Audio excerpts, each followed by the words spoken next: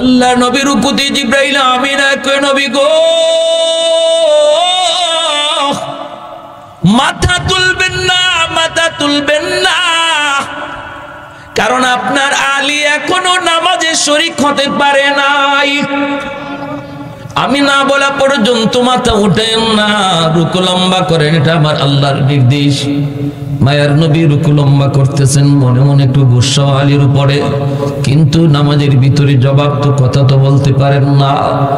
নামাজ পড়তেছেন হযরত আলী আইয়া যেই রুকুতে শামিল হলেন, তখন জিবরাইল কই নবী এবার মাথা তুলেন, আলী আপনাকে রুকুতে পাইছে। রুকু পাওয়া মানে রাকাত পাওয়া, রুকু পাওয়া মানে আমরা তো অনেকেই নিজে নিজে রুকু ফিরে লাই। ইমাম সাহেব রুকু থেকে উঠে গেছেন, এরপরে দেখা যায় অনেকে মাসলা জানে না, হ্যাঁ নিজে নিজে রুকু ফিরা নামাজ ফাইলিছে, সওয়াজ দেওয়া যায় না। একবারও যদি সুবহান রাব্বিয়াল আযীম বলা পরিমাণ সময়টুকু ইমাম সাহেবের রুকুতে না পান, তাহলে আপনার এই রাকাত পাওয়া হলো না। এটা আপনার পরে পড়তে হবে। নিজে নিজে পড়লে আবার এটা ইমামের পিছনে পড়া হয় কেমনে? নিজে নিজে পড়া কোনোদিন নামাজের ইমামের পিছনে রাকাত পাওয়া হয় না। আলী রাদিয়াল্লাহু তাআলা রুকু পাইছেন, নামাজ শেষ হলো, এরপরে আল্লাহ নবী মিম্বরে বসে ডাক দিয়েছেন, আলী এদিকে আও। গুসা আছে না, তোমার কারণে আজকে আমার অত সময় রুকু তাহল লাগলো। নবী ডাক দিয়ে জিজ্ঞাসেন দেরি হলো কেন আজকে? হযরত আলী বলেন, কই গো নবী, আমি তো আপনাকে রুকুতে পাইছি, দেরি হলো কই? আল্লাহ নবী কো পাইছো না? পাইছো কেমনে পাইছো? হুশ আছে নি? কেমনে পাইছো? হুশ আছে? জিবরাইল আমার রুকুর মধ্যে হ্যাং করায় রাখছে। মাথা তুললেন না, কারণ আলী এখনো আপনারা পাইছে না। হযরত আলী বলে, ইয়া রাসূলুল্লাহ, অত বড় ঘটনা ঘটে গেছে, এটা তো আমি বুঝতে পারছি না। বলি এটা বুঝবাই কেমনে? কিতা করছো এটা কও, কি হইছে? বলি ইয়া রাসূলুল্লাহ, আমি টাইম মতোই বাইরেছি আপনার রুকুতে পাওয়ার জন্য বা নামাজ ধরার জন্য। গলির মধ্যে আয়া দেখি একজন মুরব্বী মানুষ সামনে পড়ছে। এখন চিন্তা করে গেলাম আমি কি করবো, ওনার ফিসে ফিসে আঁকমু ধীরে ধীরে, আর যদি দাওয়ান লাগে ধীরে ধীরে আঁকলে আপনার রাকাত একটা ছুটবো, আমি রাকাত পাইমু না। আর যদি রাকাত ধরন লাগে তাহলে ওনার একটু চাপ দেওয়া লাগে, চাচা একটু রাস্তা দেন, হয়ে যাওয়া লাগে। আমি চিন্তায় পড়ে গেলাম কি করি। তখন মন বলে, মুরব্বীরেনও আল্লাহ সম্মান দেয়, তুমিও সম্মান দাও। সুবহানাল্লাহ। আজকে আমরা মুরব্বীদের সাথে বেয়াদবি করে লাই। যুবক, মুরব্বীদের দোয়ায় তোমার ভবিষ্যৎ আলোকিত হবে, তোমার সামনের জীবনের পথগুলো আল্লাহ আসান করবে। ওই সাদা দাড়ি সাদা চুল মুরব্বীর দোয়ায়, তুমি তার সাথে চোখ লাল করে কথা কও। এই কথাই আল্লাহ বলেছেন, চোখ লাল করে কথা কও। আর তো তোমার এখন টাইম, এটা টাইম তোমার, এটা তোমার বয়সে কয়, বয়সে করায়, তুমি করো না, বয়সে করায়। এজন্যই আল্লাহ নবী কইছে, এই বয়সে যারা হজম করতে পারে, হে এই বয়সে আল্লাহর ওলি হয়ে যায়। কারণ এই বয়সে হজম করাটা কঠিন, হজম করাটা কঠিন। অল্পতেই রাগ উঠে যায়, গুসা চলে আয়, ধমক দেওয়ার ইচ্ছা হয়, চোখ লাল করার ইচ্ছা হয়, গান বাজনার আয়োজন করতে মন চায়। সভাপতি যদি বাধা দেয়, মুরব্বী কেউ বাধা দেয়, চেয়ারম্যানে বাধা দেয়, চেয়ারম্যান সাহেবের দইরা আইনা গানের আসরে সভাপতি বানাইতে মন চায়। এমনও তো করে অনেক জায়গায়। বাধা যে দিছে, রাতের অন্ধকারে যায়, যে 10-12 জন একসাথে দইরা পিস্তল মুস্তল দেখায়া কয়, তুমি না বাধা দিছো, কালকে গান হইতো না? বলে দিছিলাম তোরে বাবা, এখন কি হইছে? বলে কালকে তুমিই সভাপতি। এটা তোমারে করায় তোমার যৌবনে। এজন্য নবী কইছে, এই বয়সে হজম করাটা কঠিন বিধায়, যে হজম করতে পারে এর সাথে সাথে আল্লাহর ওলির তালিকায় নাম উঠে যায়, নাম উঠে যায়। কচকচে টাকা, কচকচে টাকা আর শক্তি যার আছে, সে ওই সুদের ব্যবসা করার চিন্তা করে। সুদ খাওয়া হালাল না হারাম? আওয়াজ আসতে কেন? আরো আসতে কোন? সুদ খাওয়া হালাল না হারাম? খালি হারাম। সুদখোর সুদ খাওয়া হারাম জানার পরেও যদি সুদ খায়, তাহলে আল্লাহর কোরআন বলে সে চিরস্থায়ী জাহান্নামী হয়ে যাবে, জাহান্নাম থেকে আর উঠবার সুযোগ নেই। এত কঠিন হারাম সুদ খাওয়া। আল্লাহর নবী দেখছেন মেরাজের রজনীতে জাহান্নামে সুদখোর একদল মানুষের বুতুনহুম কাল বুয়ুত ফিহাল হাইয়াত তুরা মিন খারিজ বুতুনহিম, পেট ভরা সাপ কিলবিল করতেছে, নাক দিয়া মুখ দিয়া ছিদ্র দিয়া কানের ছিদ্র দিয়া সাপ বেরিতেছে। জিব্রাইল আমিনকে বলেন, ভাই জিব্রাইল মান হাউলাই? জিব্রাইল আমিন বলে, হাউলাই আকালাতুর রিবা। নবী গো, এরা আপনার উম্মতের ওই সমস্ত মানুষ যারা সুদ খাইতো। সুদ খায় কেডা? যে সুদের টেকা দেয় এ খালি সুদখোর না, যে সুদের টেকা আনে হেও সুদখোর। লানা রাসূলুল্লাহ সাল্লাল্লাহু আলাইহি ওয়াসাল্লাম আকিলার রিবা ওয়া মুকিলাহু ওয়া কাতিবাহু ওয়া শাহিদাইহি। যে সাক্ষী থাকে এও সুদখোর, যে লেখে লেখে লেখে এও সুদখোর। তাহলে সুদখোর কয়জন হইল? কয়জন হইল? 4 জন। যে দিল, যে আনলো, যে সাক্ষী থাকলো, যে লেখলো। এজন্য সুদের লেনদেনের কথাবার্তা হইতেছে, এটা যদি আপনি শুনেন আর এখানে থাকেন, দৌড় দিয়া বাইরিবেন, আস্তে আস্তে না, দৌড় দিয়া বের হইবেন যেন এখানে আগুন লাগছে, এভাবে বের হইবেন, নাইলে আপনিও সাক্ষীর খাতারে পড়ে যাইবেন। যদি বুঝেন যে এখানে সুদের আলোচনা হইতেছে, 10,000, 15,000, 20,000, 25,000 আসেনি না নাই? এখন আর ধনী করে না, এখন গরিবেও লাগায়। গরিবের ঘরেও এখন সুদ ঢুকে গেছে। বেটাইনতে খালি খায় না, বেটিনতেও লাগায়। 5,000 আইলেই কয় লাগাইলা, 10,000 টাকা তো আইলেই কয় লাগা। আর এর দ্বারা কি হইতেছে? এখন ঘরের ভিতরে গজব, রহমতের দরজা বন্ধ, গজবের দরজা খোলা, রহমতের দরজা বন্ধ। ঘরে অশান্তির শেষ নাই, স্বামী স্ত্রীর মধ্যে মিল নাই, বাপ বেটায় মিল নাই, ভাই ভাইয়ে মিল নাই, খালি দ্বন্দ্ব আর দ্বন্দ্ব, খালি আগুন আর আগুন। সর্বদিক দিয়ে হুজুরে ফানি ফরা, হুজুরে ফানি ফরা যায় কই? ঘরে অশান্তি দূর হয় না। ঘরে অশান্তি দূর হইব কেমনে? হুজুরে যে ফানি ফরা দেয়, এই ফানি ফরা আল্লাহর কোরআন পড়ে ফু দেয়। কোরআন তো গজবের দরজা দেয়, ঢুকে না, রহমতের দরজা খুঁজে গিয়া দেখে আপনার ঘরে রহমতের দরজা বন্ধ। কোরআন তেলাওয়াত হয় না মাসে একবার, কিন্তু সুদের টাকা ঢুকতেছে মাসের মাস, সুদের টাকা ঢুকতেছে। তোমার ঘরে কোরআন তেলাওয়াত হয় না দিনও একবার, কিন্তু প্রতিদিন টাইম মতো টেলিভিশন চলতেছে, মোবাইলে নাচ গান বাজতেছে। মুসলমানের রহমতের দরজা বন্ধ হয়ে গেছে, গজবের দরজা খোলা। এজন্য এখনকার হুজুররা ফানি ফরা আর তাবিজ ফরা দিলে কাম হয় না, কারণ ঘরে গিয়া দেখে আপনার ঘরের দ্বার খোলা নাই, রহমতের দরজা লাগাই আর গজবের দরজা বন্ধ। আগের যুগের হুজুরদের ফুতে কাম হইতো, এখনের যুগের হুজুরদের যে কি হইল? আগের যুগের হুজুরদের ফুতে কাম হইতো, কারণ মুসলমানের ঘরে রহমতের দরজা আগে খোলা আছিল। ফজরের পরে কোরআন তেলাওয়াতের আওয়াজ প্রতিটা ঘর থেকে শোনা যাইত, ঠিক কিনা জোরে এখন? হ্যাঁ, গড়বড়ি সাহেব রাহিমাহুল্লাহ তিনি ফুকরির মাঝে ফু দিয়ে গেছেন গা, আর মানুষে এই ফুকুরের পানি বোতল বইরে বইরে নিচে কাম হয়ে গেছে। ফুকুরও ফু দিয়ে গেছেন, আর আমরা আজকে আপনারা আত লই আইন জগ ইডার মাঝে ফু দিয়ে এত কাম হয় না, আর হুজুরে ফু দিয়ে গেছেন গা ফুকুরও। এই সাদা চুল সাদা দাড়ি মানুষ আল্লাহর কাছে কত দামি। হযরত আলী রাদিয়াল্লাহু তাআলা আনহু মসজিদে নববীতে আল্লাহর নবী ইমাম, নামাজ দাঁড়ায় গেল। হযরত আলী ঘর থেকে বের হয়েছেন, নবীর পিছনে নামাজ পড়বেন। ঘর থেকে বের হয়েছেন, জামাত ধরবেন, কিন্তু একটা গলিপথ, চিকন পথ, ওই গলিপথটা অনেক লম্বা। এই গলিপথ দিয়ে শুধু একজন মানুষ যাওয়া যায়, একজন ঢুকলে আর একজন ওদিক থেকে আসতে পারে না। হযরত আলী রাদিয়াল্লাহু তাআলা আনহু তিনি মাত্র গলিতে ঢুকবেন, দেখেন ওনার সামনে একজন বৃদ্ধ মানুষ, চুল দাড়ি তার সাদা। ওই বৃদ্ধ মানুষটা সে গলি পার হইতেছে। হযরত আলী চিন্তায় পড়ে গেলেন, আমি যদি এখন মসজিদে জামাত ধরার জন্য, রাকাত পাওয়ার জন্য যদি আমাকে একটু দ্রুত যেতে হয়, তাহলে এই বৃদ্ধ মানুষটারে একটু চাপ দেওয়া লাগে, বলতে হয় চাচা আমাকে একটু রাস্তা দেন, কারণ উনি বৃদ্ধ মানুষ, উনি তো আস্তে আস্তে যাবে, আমার তো একটু দ্রুত যাওয়া দরকার।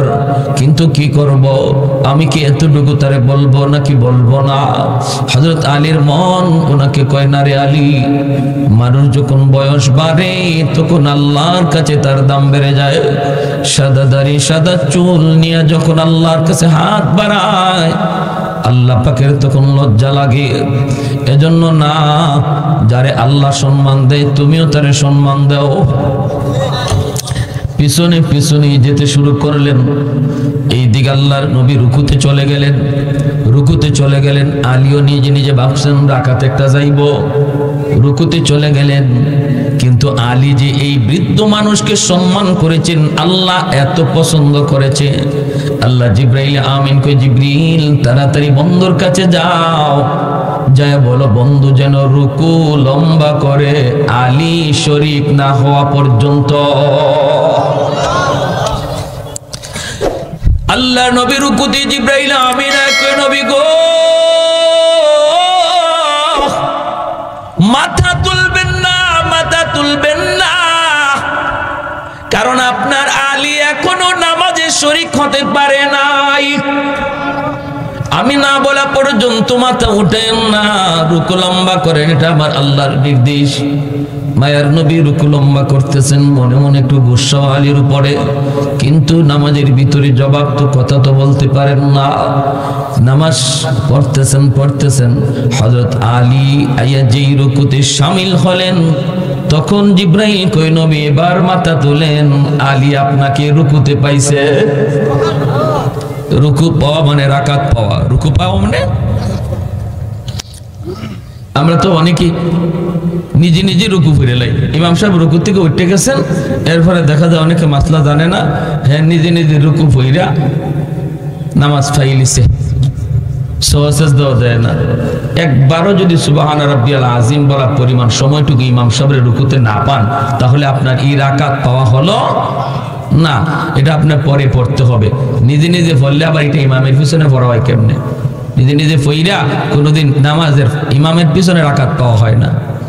আলী রাদিয়াল্লাহু তাআলা রুকু পাইছেন, নামাজ শেষ হলো, এরপরে আল্লাহ নবী মিম্বরে বসে ডাক দিয়েছেন, আলী এদিকে আও।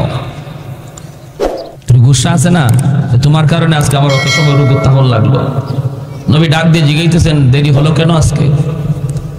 হযরত আলী বলেন, কই গো নবী, আমি তো আপনাকে রুকুতে পাইছি, দেরি হলো কই? আল্লাহ নবী কো, পাইছো না? পাইছো কেমনে পাইছো? হুশ আসেনি? কেমনে পাইছো? হুশ আছে? জিব্রাইল আমার রুকুর মধ্যে হ্যাং করায় রাখছে। মাথা তুললেন না, কারণ আলী এখনো আপনারা পাইছে না। হযরত আলী বলে, ইয়া রাসূলুল্লাহ, অত বড় ঘটনা ঘটে গেছে, এটা তো আমি বুঝতে পারছি না। বলি, এটা বুঝবাই কেমনে? কিতা করছো এটা কও, কি হয়েছে? বলি, ইয়া রাসূলুল্লাহ, আমি টাইম মতোই বাইরেছি আপনার রুকুতে পাওয়ার জন্য বা নামাজ ধরার জন্য। গলির মধ্যে আয়া দেখি একজন মুরব্বী মানুষ সামনে পড়ছে। এখন চিন্তায় পড়ে গেলাম, আমি কি করবো? ওনার পিছে পিছে আঁকমু ধীরে ধীরে, আর যদি দাওয়ান লাগে ধীরে ধীরে আঁকলে আপনার রাকাত একটা ছুটবো, আমি রাকাত পাইমু না। আর যদি রাকাত ধরন লাগে, তাহলে ওনার একটু চাপ দেওয়া লাগে, চাচা একটু রাস্তা দেন, হয়ে যাওয়া লাগে। আমি চিন্তায় পড়ে গেলাম, কি করি? তখন মন বলে, মুরব্বীরেনও আল্লাহ সম্মান দেয়, তুমিও সম্মান দাও। সুবহানাল্লাহ। আজকে আমরা মুরব্বীর সাথে বেয়াদবি করে লাই। যুবক, মুরব্বীদের দোয়ায় তোমার ভবিষ্যৎ আলোকিত হবে, তোমার সামনের জীবনের পথগুলো আল্লাহ আসান করবে। ওই সাদা দাড়ি, সাদা চুল, মুরব্বীর দোয়ায় তুমি তার সাথে চোখ লাল করে কথা কও। এই কথাই আল্লাহ বলেছেন, চোখ লাল করে কথা কও। আর তো তোমার এখন টাইম, এটা টাইম তোমার, এটা তোমার বয়সে কয়, বয়সে করায়, তুমি করো না, বয়সে করায়। এজন্যই আল্লাহ নবী কইছে, এই বয়সে যারা হজম করতে পারে, হে এই বয়সে আল্লাহর ওলি হয়ে যায়। কারণ এই বয়সে হজম করাটা কঠিন, হজম করাটা কঠিন। অল্পতেই রাগ উঠে যায়, গুসা চলে আয়, ধমক দেওয়ার ইচ্ছা হয়, চোখ লাল করার ইচ্ছা হয়, গান বাজনার আয়োজন করতে মন চায়। সভাপতি যদি বাধা দেয়, মুরব্বী কেউ বাধা দেয়, চেয়ারম্যানে বাধা দেয়, চেয়ারম্যান সাহেবের দইরা আইনা গানের আসরে সভাপতি বানাইতে মন চায়। এমনও তো করে অনেক জায়গায়। বাধা যে দিছে, রাতের অন্ধকারে যায়, যে 10-12 জন একসাথে দইরা পিস্তল মুস্তল দেখায়া, তুমি না বাধা দিছো, কালকে গান হইতো না? বলে দিছিলাম তোরে বাবা, হন কি হইছে? বলে কালকে তুমিই সভাপতি। এটা তোমারে করায় তোমার যৌবনে। এজন্য নবী কইছে, এই বয়সে হজম করাটা কঠিন বিধায়, যে হজম করতে পারে এর সাথে সাথে আল্লাহর ওলির তালিকায় নাম উঠে যায়, নাম উঠে যায়। কচকচে টাকা, কচকচে টাকা, আর শক্তি যার আছে সে ওই সুদের ব্যবসা করার চিন্তা করে। সুদ খাওয়া হালাল না হারাম? আওয়াজ আসতে কেন? আরো আসতে কোন? সুদ খাওয়া হালাল না হারাম? খালি হারাম। সুদখোর সুদ খাওয়া হারাম জানার পরেও যদি সুদ খায় তাহলে আল্লাহর কোরআন বলে সে চিরস্থায়ী জাহান্নামী হয়ে যাবে। জাহান্নাম থেকে আর উঠবার সুযোগ নেই। এত কঠিন হারাম সুদ খাওয়া। আল্লাহর নবী দেখছেন মেরাজের রজনীতে জাহান্নামে সুদখোর একদল মানুষের বুতুনহুম কাল বুয়ুত ফিহাল হাইয়া তুরা মিন খারিজ বুতুনহিম, পেট ভরা সাপ কিলবিল কিলবিল করতেছে, নাক দিয়া মুখ দিয়া ছিদ্র দিয়া কানের ছিদ্র দিয়া সাপ বেরিতেছে। জিব্রাইল আমিনকে বলেন, ভাই জিব্রাইল মান হাউলাই? জিব্রাইল আমিন বলে, হাউলাই আকালাতুর রিবা। নবী গো, এরা আপনার উম্মতের ওই সমস্ত মানুষ যারা সুদ খাইতো। সুদ খায় কেডা? যে সুদের টাকা দেয় এ খালি সুদখোর না, যে সুদের টাকা আনে হেও সুদখোর। লানা রাসূলুল্লাহ সাল্লাল্লাহু আলাইহি ওয়াসাল্লাম আকিলার রিবা ওয়া মুকিলাহু ওয়া কাতিবাহু ওয়া শাহিদাইহি। যে সাক্ষী থাকে এও সুদখোর, যে লেখে লেখে লেখে এও সুদখোর। তাহলে সুদখোর কয়জন হইল? কয়জন হইল? 4 জন। যে দিল, যে আনলো, যে সাক্ষী থাকলো, যে লেখলো।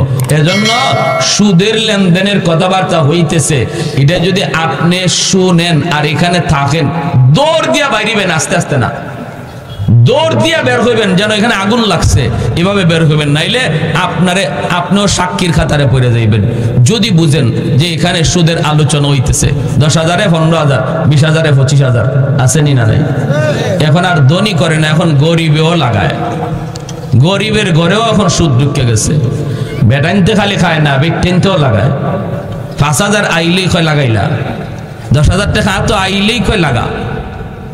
আর এর দ্বারা কি হইতেছে? এখন ঘরের ভিতরে গজব, রহমতের দরজা বন্ধ, গজবের দরজা খোলা, রহমতের দরজা বন্ধ। ঘরে অশান্তির শেষ নাই, স্বামী স্ত্রীর মধ্যে মিল নাই, বাপ বেটায় মিল নাই, ভাই ভাইয়ে মিল নাই, খালি দ্বন্দ্ব আর দ্বন্দ্ব, খালি আগুন আর আগুন। সর্বদিক দিয়ে হুজুরে ফানি ফরা, হুজুরে ফানি ফরা যায় কই?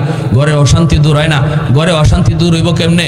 হুজুরে যে ফানি ফরা দেয়, এই ফানি ফরা আল্লাহর কোরআন পড়ে ফু দেয়। কোরআন তো গজবের দরজা দেয়, ঢুকে না, রহমতের দরজা খুঁজে গিয়া দেখে আপনার ঘরে রহমতের দরজা বন্ধ। কোরআন তেলাওয়াত হয় না মাসে একবার, কিন্তু সুদের টাকা ঢুকতেছে মাসের মাস। সুদের টাকা ঢুকতেছে। তোমার ঘরে কোরআন তেলাওয়াত হয় না দিনও একবার, কিন্তু প্রতিদিন টাইম মতো টেলিভিশন চলতেছে, মোবাইলে নাচ গান বাজতেছে। মুসলমানের রহমতের দরজা বন্ধ হয়ে গেছে, গজবের দরজা খোলা। এজন্য এখনকার হুজুররা ফানি ফরা আর তাবিজ ফরা দিলে কাম হয় না, কারণ ঘরে গিয়া দেখে আপনার ঘরের দুয়ার খোলা নাই, রহমতের দরজা লাগাই আর গজবের দরজা বন্ধ। আগের যুগের হুজুরদের ফুতে কাম হইতো, এখনের যুগের হুজুরদের যে কি হইলো? আগের যুগের হুজুরদের ফুতে কাম হইতো, কারণ মুসলমানের ঘরে রহমতের দরজা আগে খোলা আছিল। ফজরের পরে কোরআন তেলাওয়াতের আওয়াজ প্রতিটা ঘর থেকে শোনা যাইত। ঠিক কিনা জোরে কোন না? গড়বড়ি সাহেব রাহিমাহুল্লাহ তিনি ফুকরির মাঝে ফু দিয়ে গেছেন গা, আর মানুষে এই ফুকুরের পানি বোতল বইরে বইরে নিচে কাম হয়ে গেছে। ফুকুরও ফু দিয়ে গেছেন, আর আমরা আজকে আপনারা আত লই আইন জগ ইডার মাঝে ফু দিয়ে এত কাম হয় না। আর হুজুরে ফু দিয়ে গেছেন গা ফুকুরও, এই ফুকুরের পানি নিচে মানুষে কাম হয়েছে। এক বেচারা লন্ডন থেকে আসছে, আইসা কয় হুজুর আমার এক কান ফু দেওকা। হুজুর এখন ফুটো দিলাম, ওই ফুকরির থেকে লই ধরনের পানি। হুজুর অত বড় ফুকরি আপনি ফু দিচ্ছেন ই কুনাত, ই ফু হি কুনায় গেল কেমনে? আমার একই নয় না। আমি লন্ডন থেকে আইছি বড় শখ কইরা, আপনি আমার এই গেলাস আমার এই জগটার মাঝে একটা ফু দিয়ে দিন। হুজুর তোমার একই নয় না, বললেন না তো ধরো বালা করে ধরো। তখন কাছের জগ লই আইছিল, আমাদের উস্তাদরা নিজেরা যারা ছিলেন দেখছেন, লোকটা জগের মধ্যে এরকম পানি ধরে রাখছি, কাচের জগ। আল্লাহর ওলি নুরউদ্দিন গওহরপুরী রাহমাতুল্লাহি আলাইহি ইনি বলেন তুমি জগটা ভালো করে ধরো। কই হুজুর ধরছি, কই ভালো করে ধরো।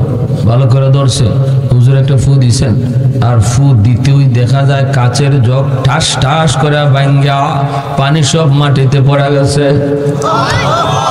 আল্লাহর কোরআনের পাওয়ার আছে নি দাদাই? মুসলমানের ঘরে রহমতের দরজা বন্ধ, গজবের দরজা খোলা। সুদের ব্যবসা কইরা রহমতের দরজা বন্ধ, গজবের দরজা খোলা। এজন্য ঘরে ঘরে রহমত নাই, ঘরের মধ্যে থেকেও শান্তি চলে গেছে। ভাইরা বন্ধুরা, নবী বলেন আমি তো এরকম দেখছি ওই মানুষগুলারে হাসরের ময়দানে জাহান্নামে পেট ভরা ওদের সাপ কিলবিল কিলবিল করে। আমি একটা বাস্তব ঘটনাও শোনাই। আমার বাড়ি হবিগঞ্জ, ঢাকা। হবিগঞ্জের একটা উল্লেখযোগ্য একটা বাজার, নাম বলবো না, আজ থেকে আরো 30 বছর আগের একটা ঘটনা। ওই বাজারে একজন মার্কা মারা সুদ করছিল, সুদের ব্যবসা করত। মরার আগে তার পেটটা এত বড় হয়ে গেছে, আমার দাদারা বলছেন তার পেট এত বড় হয়ে গেছে। তখন সিলেটের খালিক ডাক্তার সাহেব জীবিত, মুরব্বীরা নাম শুনছেন না, নিরাময় পলিক্লিনিকের মালিক, ওনার হাসপাতালে নিয়ে যাওয়া হলো। মেশিন লাগায় উনি কয় কে তোমরা সাথে আইছো, তাড়াতাড়ি করে তাকে আমার হাসপাতাল থেকে বিদায় করো। আমার মেশিনে তার পেটে এমন এক সাপ ধরা পড়েছে, আমি জীবনে এমন সাপ দেখি নাই। ইন্ডিয়ার মাদ্রাজ নিয়ে যাওয়া হয়েছে, মাদ্রাজ। ওইখানে ডাক্তারও কয় আমাদের দ্বারা সম্ভব নয়, পেটের সাপ লইয়াই তার মরণ হয়েছে। কবরও তারে পেটে সাপ নিয়ে কবরে রাখা হয়েছে। এর যুবককে জন্য বলি, কার জন্য কি করতেছো, কার জন্য কি করতেছো? মাত্র অল্প কাটা টাকার লোভে পইরা যেই মানুষটা ঘরের ভিতরে হারাম টাকা ঢুকাইল, এই হারাম টাকা দ্বারা এক বল ভাত হইল, এরকম ভাবে এক বল দুই বল ভাত হইল। এই ভাতটা সব একা সে খাবে না, খাইবে সে 1 প্লেট 2 প্লেট, আরো 10 প্লেট খাইব তার মা বাবা ভাই বোন আত্মীয় স্বজন। কিন্তু কিয়ামতের ময়দানে আল্লাহ পাক পুরাটা ভাতের হিসাব তার কাছ থেকে একা নিব। তুমি দিবা খাইছে 10 জন, হিসাব দেবে একজন, খাইছে 10 জন, হিসাব দেবে একজন। হারাম টাকা দিয়ে যে ঘর বানাইলো, থাকবো 10 জন, হিসাব দিব একজন। এটা জানার পরেও যে সুদ খায়, বলুন সে বুদ্ধিমান না বোকা? আরো জোরে কোন বুদ্ধিমান না বোকা? এজন্য বলি যুবক, একটু দিলটারে বুঝাও না। না, হারামে আরাম, জোরে বলেন হারামে আরাম নাই, হারামে আরাম নাই, আরাম নাই। এই হারাম টাকা দিয়া সন্তান লালন পালন করবা, এই সন্তানই তোমাকে সবার আগে ঘর থেকে বের করবে।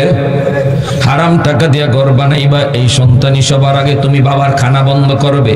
হারাম টাকা দিয়া সন্তানরে খাওয়াইবা, এই খানা তোমার সবার আগে সন্তানে বন্ধ করব। হারাম টাকা দিয়া ঘর বানাইছো, এই সন্তানই তোমাকে এই ঘর থেকে বের করবে। এই ঘরের ভিতরে আরাম নাই, এই খানার মধ্যে আরাম নাই। এজন্য আল্লাহর দোহাই, আল্লাহর দোহাই, ব্যবসা করো, ব্যবসা করা আমার মায়ের নবীর বহুত বড় সুন্নত। অল্প কামাই হোক, আল্লাহ এর ভিতরে বরকত দিবে। কম রুজি যদি হয় আর হারাম পথে কেউ না চলে, আল্লাহর দেওয়া কম রুজি, আল্লাহর দেওয়া কম রিজিক পায় যে আল্লাহর উপরে খুশি, আল্লাহ তার অল্প আমলের উপর আল্লাহও খুশি। এটা আল্লাহর নবী বলেছেন। রিজিক দেন আল্লাহ, যারে আল্লাহ রিজিক কম দেন এরপরে আল্লাহর উপরে খুশি, নারাজ না। হারাম পথে কামাই করে আল্লাহরে নারাজ করে না। আল্লাহ নবী বলেন তার কম আমল পাইয়া আল্লাহও খুশি। ধনী যদি মুনাজাত করে আর এই মুনাজাতে 10,000 টাকা আল্লাহর ঘরে দানও করে, তবুও গরিবের খালি হাতের দোয়া আল্লাহর কাছে আগে কবুল হয়ে যায়। কোন মানুষটার, যে মানুষটা রুজি করে কম কিন্তু এরপরও হারাম খায় না, রুজি করে কম এরপরও হারাম চিন্তা করে না, এই মানুষটার খালি হাতের দোয়া আর ধনী মানুষের, যে মানুষ দোয়াও করে আবার 10,000 লাখ লাখ টাকা মসজিদে দানও করে, তার দোয়ার আগে গরিবের ওই খালি হাতের দোয়া আল্লাহর কাছে কবুল হয়, আগে কবুল হয়। শুধু তাই নয়, ইন্নামাল ফুকারা ইয়াদখুলুনাল জান্নাতা ক্বাবলাল আগনিয়া বি500 সানা। নবী বলেন ওই মানুষটা, যে মানুষটা ব্যবসা করে কম রুজি করে আর একজনে হারাম ব্যবসা করে, হারাম ব্যবসা করে, ওই যে মানুষটা হালাল ব্যবসা করে কম রুজি করে, আল্লাহ তারে ধনীর 500 বছর আগে জান্নাত দিবেন। কয়শো বছর আগে? 500 বছর আগে জান্নাত দিব। যে ধনী মানুষ নিজেও জান্নাতি, নামাজ পড়ছে, সেও নামাজ পড়ছে, আর দুনিয়াতে হারাম পথে চলছে না, হালাল পথেই চলছে, নামাজ কালাম গরিবের সাথে একসাথে পড়ছে, এরপরও গরিবরে আল্লাহ ধনীর 500 বছর আগে দিব আর ধনীরে 500 বছর পরে দিব। কেন? কারণ হলো আল্লাহ কত বড় ইনসাফ ওয়ালা। আল্লাহকে বান্দা, আমি আল্লাহ তোরে দুনিয়াতে গরিব বানাইছিলাম, এজন্য যা চাইছিলা তা পাও নাই। দুনিয়াতে তুমি যা চাইছো তা পাইছো না, কারণ তোমার রুজি নাই, টাকা নাই, পয়সা নাই। আমি আল্লাহর উপরে যে তুমি এর উপর সন্তুষ্ট, তোমারে আমি মরণের পরে জান্নাতে যা চাইবা তা পাইবা, এটা ধনীর 500 বছর আগে দিব। দুনিয়াতে তোমার চেয়ে ধনী আগে ছিল মিনিমাম 60-70 বছর, আরাম করছে বেশি, ঠিক না? হায়াত, দুনিয়ার হায়াত কত? গড়ায়ু 60-70। এই 60-70 বছর হয়তো ধনী যা চাইছে তা পাইছে, তুমি যা চাইছো তা পাইছো না। কিন্তু পরকালের ময়দানে আমি আল্লাহ কেমন ইনসাফ করে, আল্লাহ 60-70 বছর আগে দিত না, ধনীর 500 বছর আগে তোমারে দিবে। 500 বছর আগে তুমি দুনিয়াতে সবর করছিলা, এর প্রতিদান।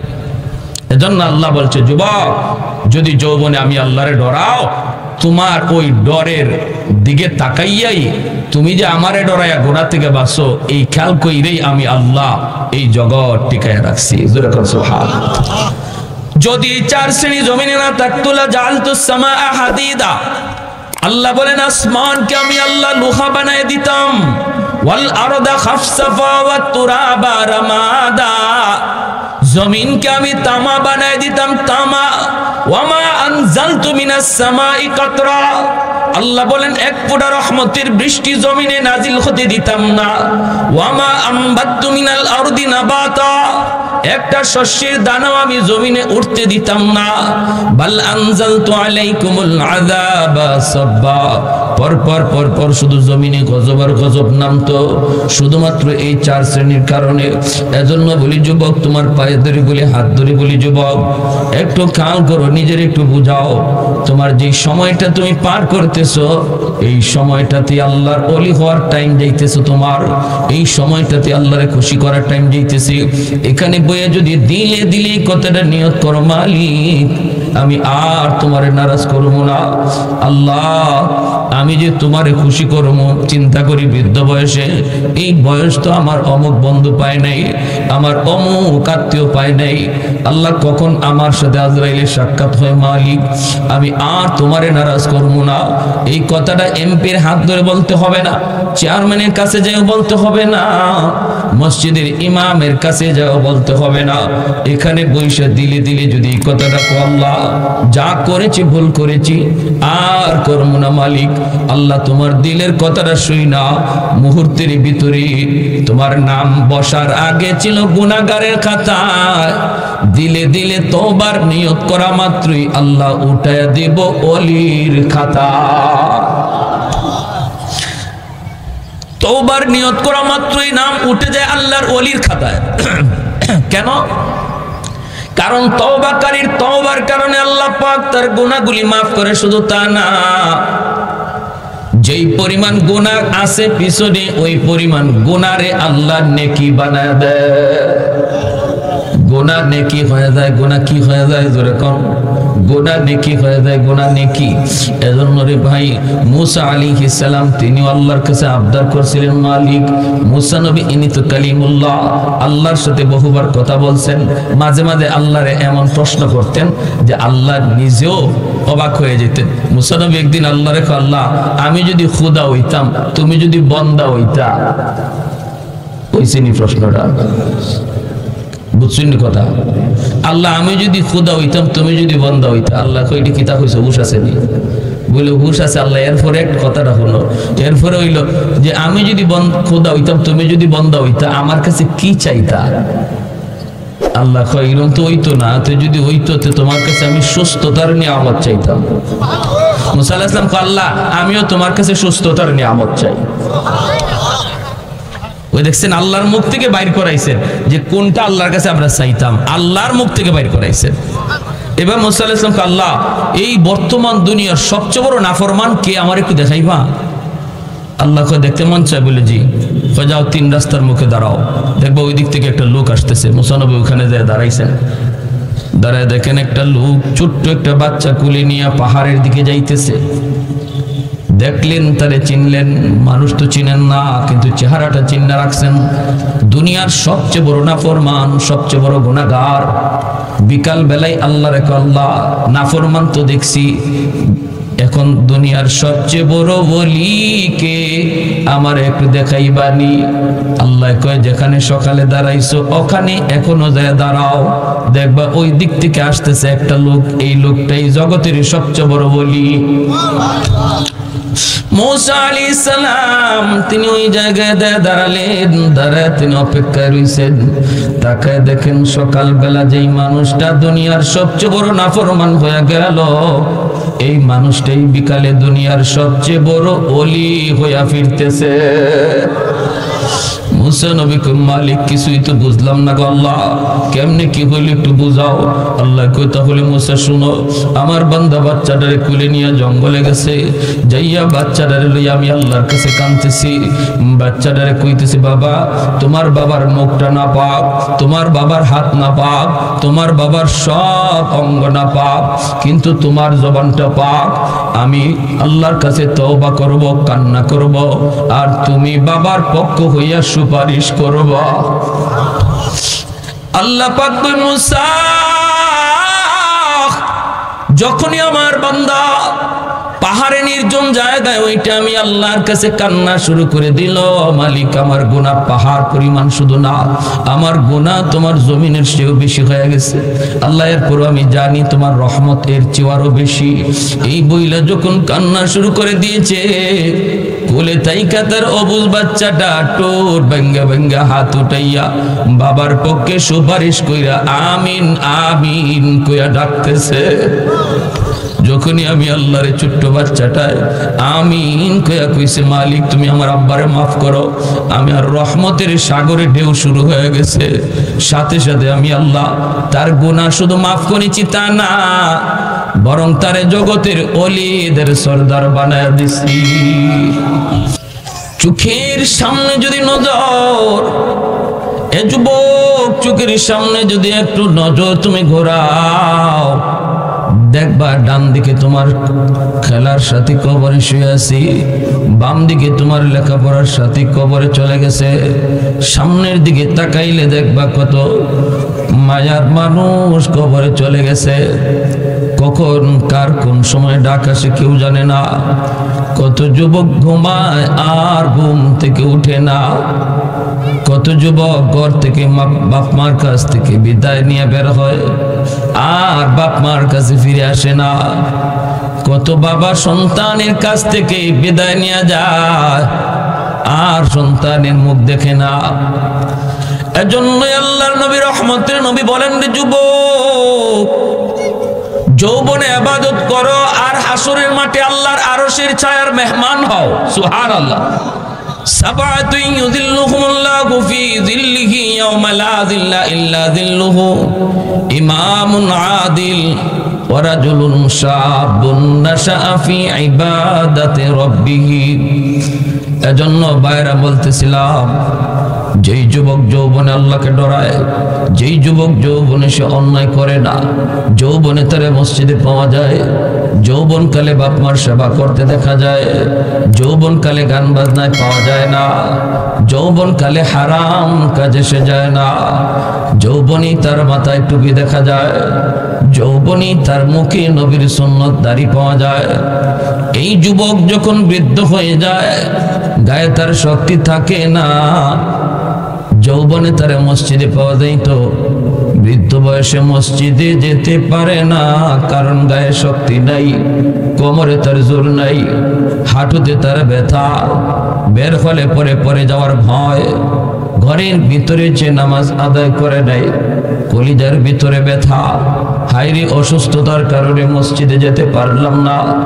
আল্লাহ পাক রব্বুল আমিন ফেরেশতাকে ডাক দিয়ে বলেন, ফেরেশতারা শুন, আমার বান্দার নামাজ, ঘরে নামাজের সওয়াব তোমরা উঠাও না, আগে আমি আল্লাহকে যৌবনের ফাইলটা দেখাও। আল্লাহ পাক বলবে যৌবনের ফাইলটা তার দেখাও। যৌবনের ফাইল আল্লাহ পাক উল্টায় কইব, ওই যে দেখো আমার বান্দার গায়ে শক্তি থাকা পর্যন্ত সে মসজিদে নামাজ আদায় করত।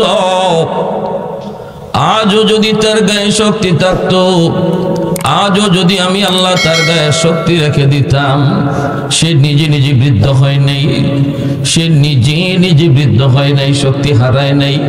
আমি আল্লাহ তারে বৃদ্ধ বানাইছি, আমি তার গায়ের শক্তি কেড়ে নিয়েছি।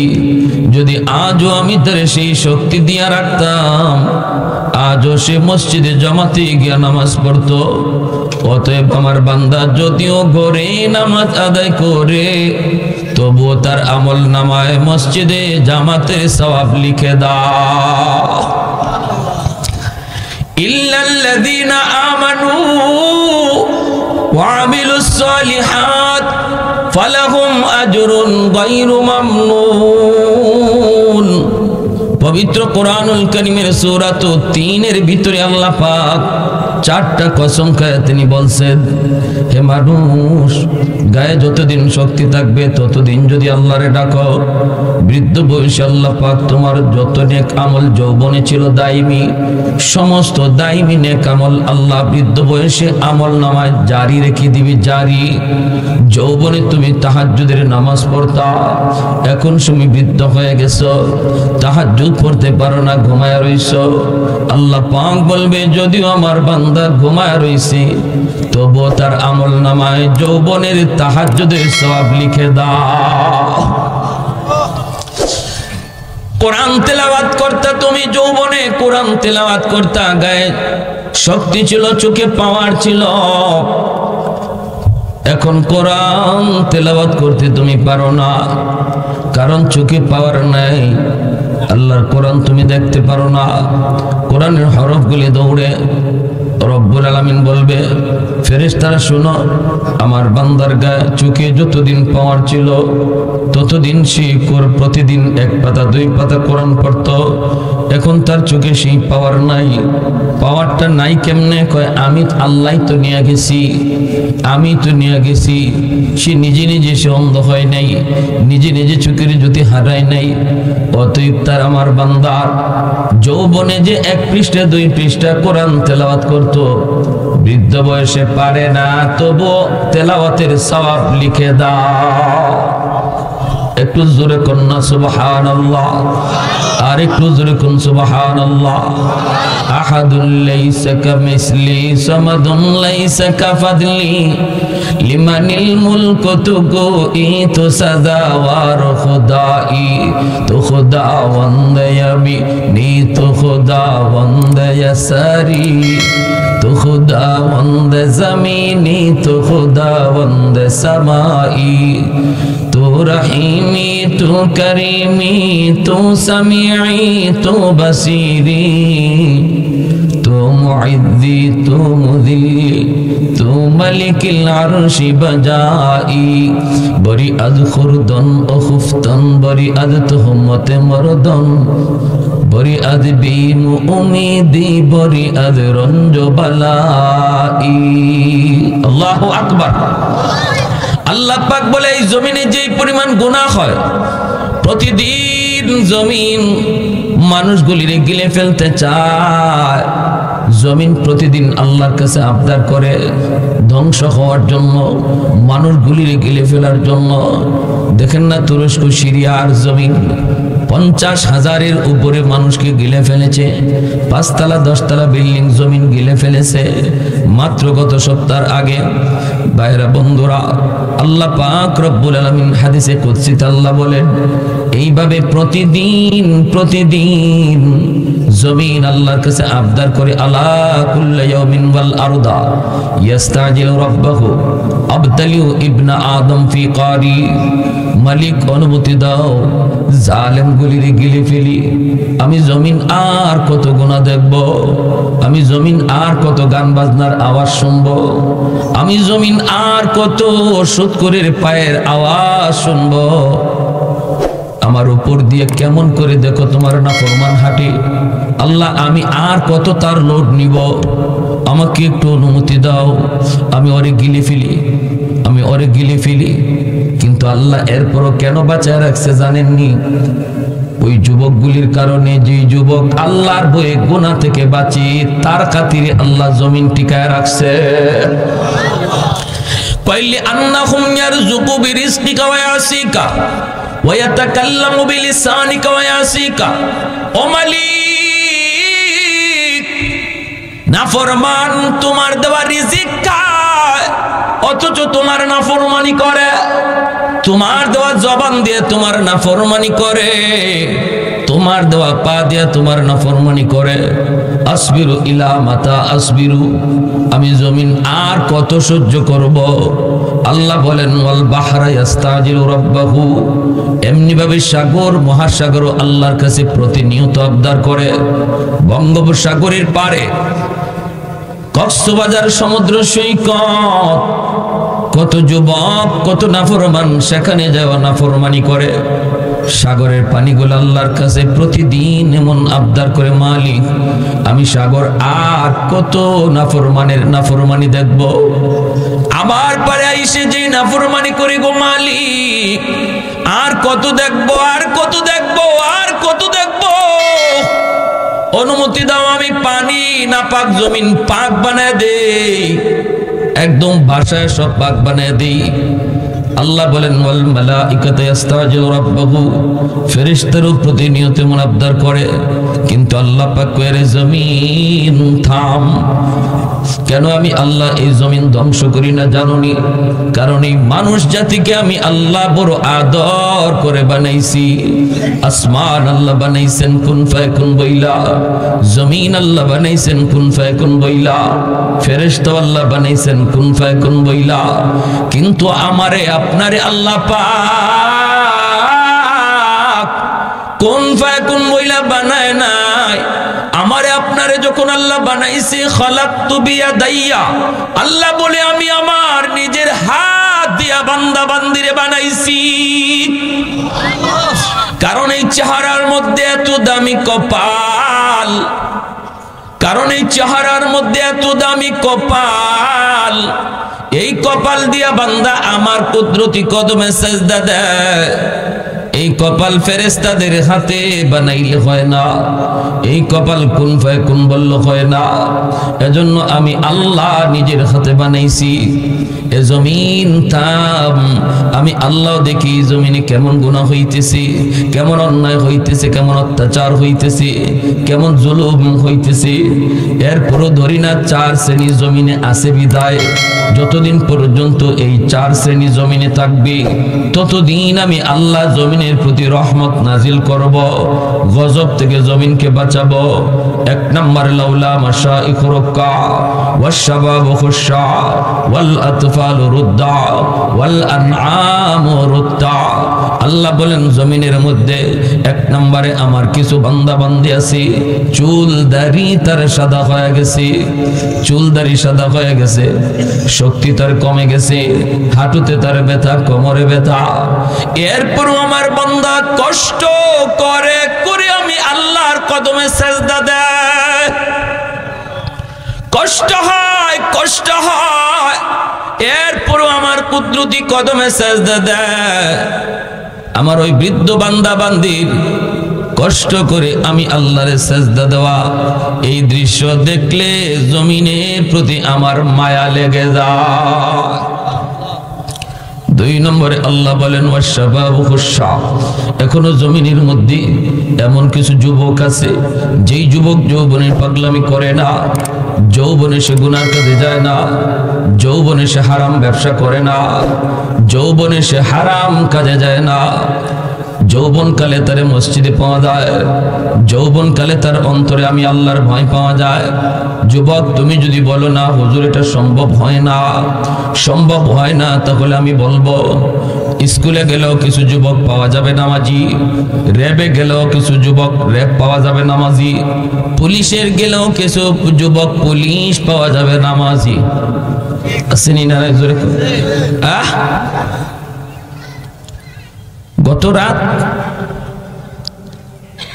সাতক, এখানে গাড়ি রেখে সাতক থানা গাড়ি রেখে আমি গেলাম ভাটিতে একটা প্রোগ্রামে। সাতকে পুলিশের এসআই কি জানি না রিপন ভাই ভুলে গেছি। উনি ফোন দিয়েছে, ফোন দিয়ে বলছে, রিপন ভাই ফোন দিয়ে বলছে হুজুর কখন আসবে, হুজুরের সাথে আমি একটু দেখা করব। আসলাম, দেখা করলো। কথার দ্বারা বুঝলাম যে উনার সম্পর্ক শুধু আলেমদের সাথে। পুলিশের একজন এসআই, বেশ উলামায়ে কেরাম জমলেন। বলতেছে উনার যতজনের সাথে চলা প্রত্যেকে আলেম, এবং এই ছাত্রকের একজন পুলিশ কনস্টেবল আছেন এই থানাতে এখনো, যিনি ফজরের আগে মসজিদে গিয়া প্রতিদিন ফজরের আজান দেয়। একজন পুলিশ কনস্টেবল প্রতিদিন ফজরের আজান দেয় উনি। সে থানা থেকে ডিউটি, থানা রাত্রে অনেক সময় ডিউটিও করে, ডিউটি কইরা সে ঘুম হোক না হোক তাহাজ্জুদের টাইমে মসজিদে হাজির হয়, তাহাজ্জুদ পড়ে, এবং একটা দিন মিস নাই, প্রতিদিন ফজরে আজান দিতেছে। তোমার মতো একজন যুবক যদি বলো পারি না, তাহলে আমাকে জবাব দাও সে পারে কেমনে। পারি না এমন কাজকেই বলে যেটা কেউ পারে না। একজনেও যদি পারে তাহলে বোঝা গেল সম্ভব, ঠিক কিনা জোরে বলে। আর আল্লাহ মানুষের উপরে এমন কোন বিধান দেয় না যেটা মানুষের পক্ষে করা সম্ভব না। লা ইউকাল্লিফুল্লাহু নাফসান ইল্লা উসাহা, এমন কোন কাজই আল্লাহ করেন না। এজন্য আল্লাহ বলে ওই যুবক, যেই যুবক যৌবনে আমি আল্লাহরে ডরাই, যেই যুবক যৌবনে আমি আল্লাহর কদমে সিজদা দেয়, যেই যুবক যৌবনে বাপ মার সেবা করে, বাপ মার বেয়াদবি করে না, ওই যুবক আমাকে ডরায় যখন গুনাহ থেকে বাঁচে, তার কলিজার দিকে তাকাইলো এই জমিনের প্রতি আমি আল্লাহর মায়া লেগে যায়। 3 নম্বরে আল্লাহ পাক বলেন ঘরে ঘরে কিছু শিশু বাচ্চা আছে, ওই শিশু বাচ্চাগুলির উপরে কোনো ধরনের কোনো শরীয়তের বিধিবিধান নাই। আমার আপনার ঘরে কিছু শিশু বাচ্চা আছে, একদম নিষ্পাপ মাসুম, এদের উপরে নামাজের বিধিবিধান নাই, শরীয়তের কোনো বিধিবিধান চালু হয় নাই। এই বাচ্চাগুলি, এদের কোনো দোষ নাই, কোনো অন্যায় নাই, কোনো অপরাধ নাই। অপরাধ করলে করছে তার মা, গুনাহ করলে করছে তার বাবা।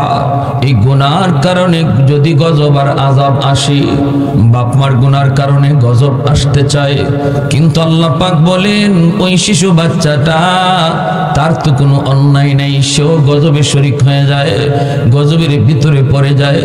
ওই বাচ্চাটার দিকে তাকাইলো জমিনের প্রতি আমি আল্লাহর মায়া লেগে যায়। ওয়াল আনআমুরুত্তা, আল্লাহ পাক বলেন কিছু পশু পাখি, গরু ছাগল হাঁস মুরগি, ওদের উপরে শরীয়তের কোনো বিধিবিধান নাই। যদি আসমানি গজব, জমিনি গজব জমিনে নেমে আসে, তাহলে গরু ছাগল হাঁস মুরগি গুলি এরাও গজবে শামিল হয়ে যায়। এদের কোনো অন্যায় নেই, ওদের দিকে তাকাইলো জমিনের প্রতি আমার মায়া লাগে। এজন্য বলি যুবক, শিশু বাচ্চাগুলির মারধর করবা না, এদের মাসুমেরা নিষ্পাপ, ফেরেশতা সমতুল্য। তোমারে আপনারে আল্লাহ পাক খাওয়াইতেছে, আল্লাহ পাক বাঁচায় রাখছে ওই শিশু বাচ্চার খাতিরে। সুবহানাল্লাহ। অবুঝ ওই বাচ্চাটার খাতিরে আল্লাহ তোমারে খাওয়ায়, আমারে খাওয়ায়। আল্লাহ এখন আসমান থেকে বৃষ্টি নাজিল করে, জমিন থেকে ফসল উৎপন্ন হয়, এখনো নিয়ামত দিয়ে আল্লাহ ভরপুর করে রাখছে ওই শিশু বাচ্চার খাতিরে।